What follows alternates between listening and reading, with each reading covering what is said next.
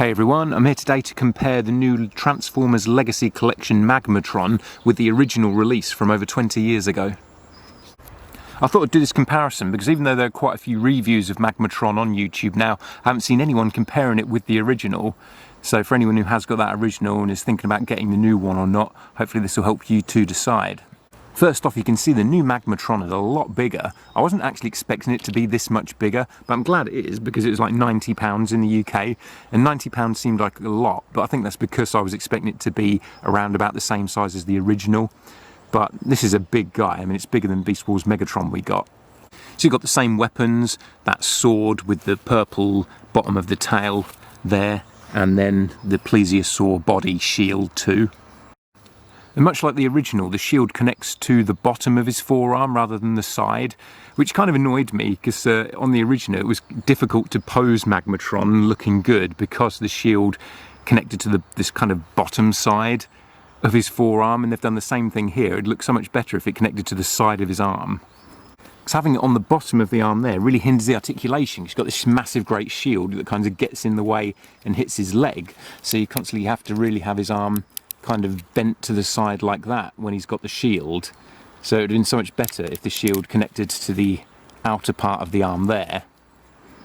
And it is the same problem that I have with the original, where it's on the bottom there, and to get it facing outwards you have to have the arm kind of twisted so he's only bending his arm inwards like that. And that was something that annoyed me about the articulation on the original one too, because it didn't have any wrist articulation.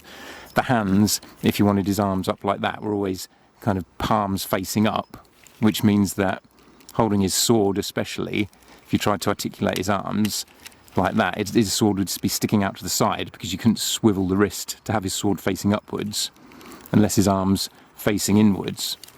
But because of the extra articulation on this new one, you don't have that problem. So see once again there with that arm only bending inwards, but on this one you've got a much bigger range of motion, so you can really get some better poses with the sword without it sticking out to the side or getting in the way. The one thing with this new sword is that the blade is a really soft, bendy, rubbery plastic, which I don't like, and mine was kind of warped in the box as well. Also, the sword on the original one has a firing mechanism, where the blade will fire out like a missile, and there's nothing like that on this new one. It just slides in and holds in. Both swords can also be held like a gun. There's an extra handle that kind of folds down on the original, and on the new one the handle that he holds when it's a sword bends down, so you can get him holding it as a gun, but it doesn't hold very tightly. It's very loose because the handle just doesn't come down quite far enough to fit in his hand very well, unless I'm doing something wrong there, but I couldn't get him to hold that too securely. But you can get them both holding it as a gun. The new one of course has far better articulation, even the hand's open on this, which is a nice touch, and the thumb moves. But yeah, you've got, you know, wrist articulation here that the original didn't have. There's a better range of motion at the elbows because there's kind of a double joint there, whereas that only had a single joint. The legs on the original one didn't have too bad articulation for the time. There are ball joints at the hips and the knees bend, but not as good as this. This has swivels on the legs, which that one doesn't have. And this has got ankle articulation, which the original one didn't have either. You can see there's actually more detailing on the legs though, which I'll show you later on. We'll get a bit closer up looking at the detail. But there's actually kind of more fine detail on the original actually, on the T-Rex and the dinosaur modes, than on this new one, which is pretty smooth. But another thing is, with the original one, these pterosaur legs kind of clipped onto the chest, so if you wanted to move his head, they would get in the way, because they never really held on anyway, even though they're supposed to clip on the chest there onto his pecs. They never held on properly, but they just kind of wiggled around. And that was a problem with this one in general. It was like playing around with it, things just seemed to get loose and flop around all over the place. Whereas this one, the head and those legs aren't connected directly, so you can move the head independently, and you've just got the wings that get in the way a bit really, but you can still kind of move his head to the side just to do poses and things. Now for detailing, we'll start down here at the legs, and like I say, it's a lot smoother on this new one, and it's more kind of little spots and lumps rather than creases like in the original. The original had some really nice detailing there. They've both got those things that come up between the toes. You can see the nails on the original are more of a kind of bronzy colour, whereas a silver on the new one. Generally the same kind of detail. See on the groin there, it's got the same detailing there and sculpt work, but larger and more prominent on this. I mean, it generally looks better anyway. Because this one's bigger, you can also just see the detailing a bit better. And they have elaborated on a few things, added extra tiny little details to what was already there. See the chest with the pterosaur head in the middle and the feet on the chest and these kind of claws going around the torso. It's a really cool design, actually. I never saw the Japanese cartoons that he originated in. My introduction was through the IDW comics in the late 2000s when he was a villain in the Beast Wars comic, and that was what prompted me to go on eBay and buy this guy, because I just thought it was such a cool design. They've both got that Predacon symbol crystal on the shoulders there, and also on the wings, on the inside of the wings that are on his head. I like that they've brought that detail into the new one. On the original he had these missiles connected to the inside of the wing, and on the new one they're just swords, because there aren't any firing mechanisms on this new one. That's still a nice way to keep that detail there, so you've got the extra weapons. You can see the plesiosaur head on the shoulder too, which holds on a lot more securely on this new one. The plesiosaur actually has more detail on the new one, whereas it was smoother on the original. Whereas it's the opposite for the T-Rex. Really cool looking head with those extra fangs either side of the mouth. You see it shows up better on the new one because it's larger and there's a bit more paint detail. But on the first one, the teeth are just kind of that metallic blue like the rest of his face. Whereas this one, the blue of the face matches the plesiosaur more. Whereas it was a sort of metallic blue on that original. It's actually kind of difficult to get their heads close because they're both a different height and you've got these massive wings either side of the head which stop them getting too close, but hopefully you can see them both together there to get an idea of how different they look and how similar.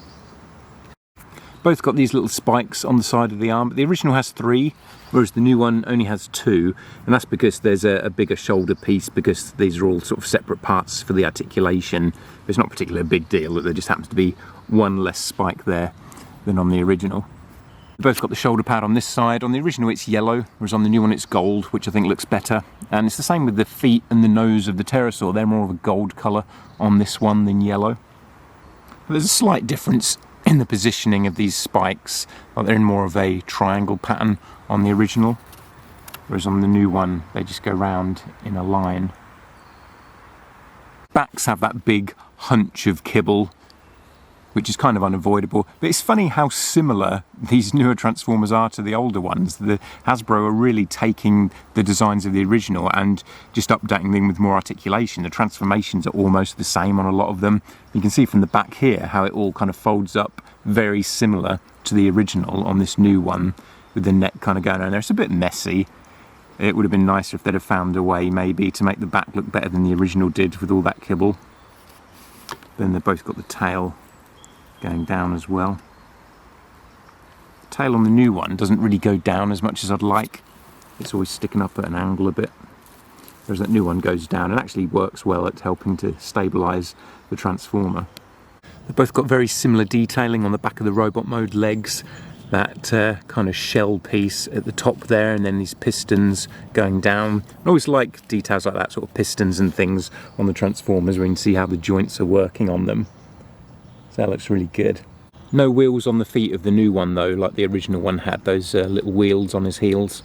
The original one has the springy wings that kind of open up automatically. Like if you pull one, the other one opens up, which the new one doesn't have.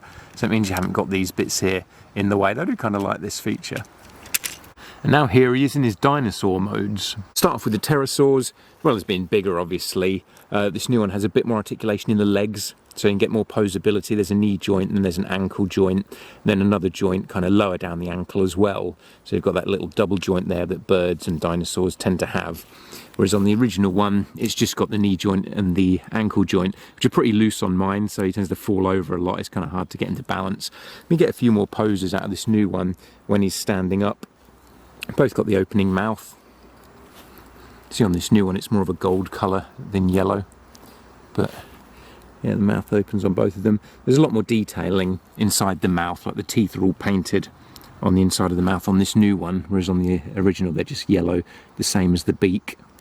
This new one's got a yellow eye rather than a green eye, just a small detail. I guess Hasbro didn't want to pay for the extra paint just for one green detail when there's no other green on the rest of the toy. There's the wingspan on them both. It's a really nice big wingspan on this new one. The original one's kind of smoother along the back of the wings. The new one's got a lot more texturing. That original one's got a larger tail, which actually looks better. On the new one, it's very sort of small, stumpy tail at the bottom of the body. See, on the original pterosaur, the screw holes are on the bottom side of the wings, whereas on the new one, they're on the top side. Just to give you a look there, you can see those screw holes on the new one, whereas it's smoother on the old.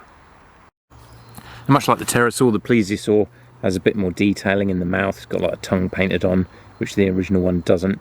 The new one's a darker green as well. This one was a kind of lighter, more of a teal, I guess, a lighter colour, paler. But in general, it's the same kind of paint job on them both. They've got the darker wash going down the back there.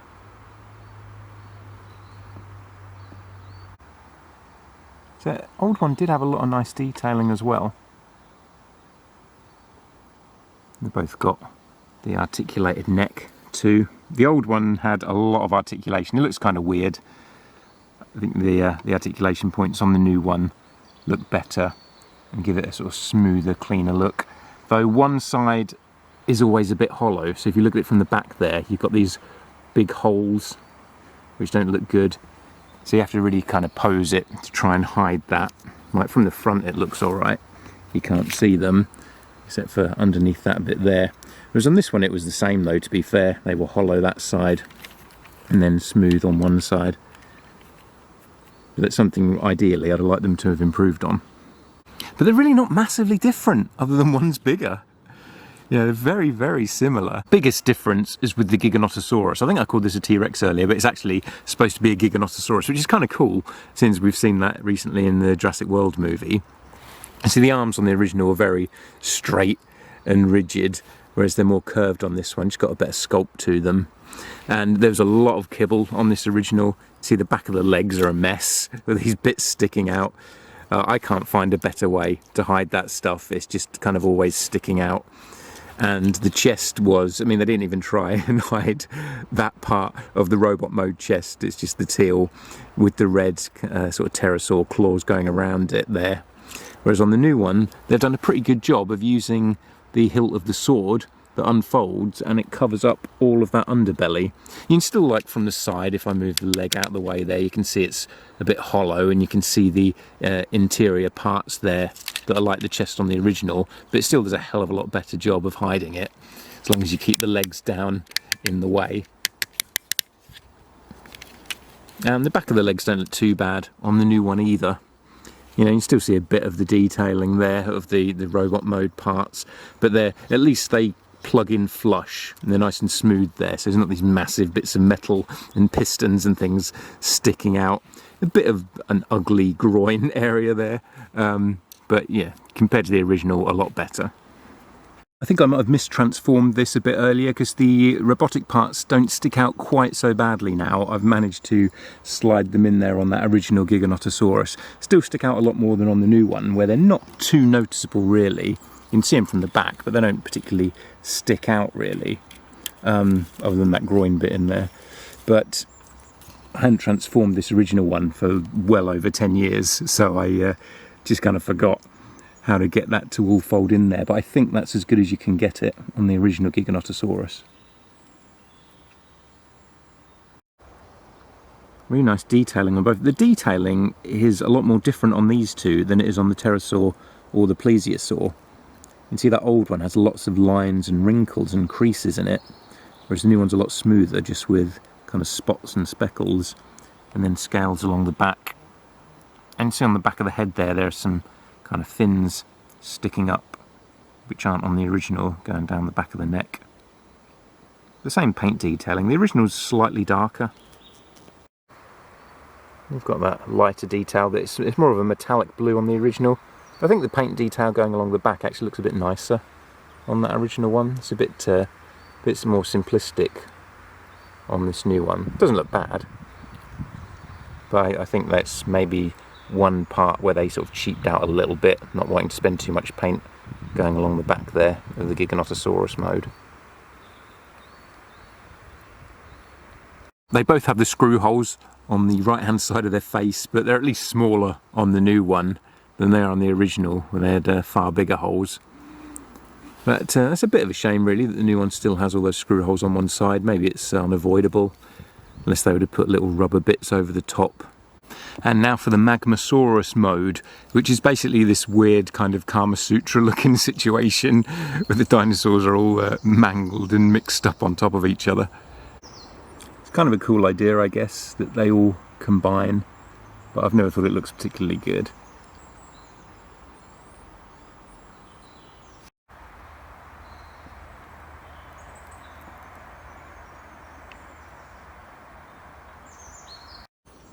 And the way they combine is very similar.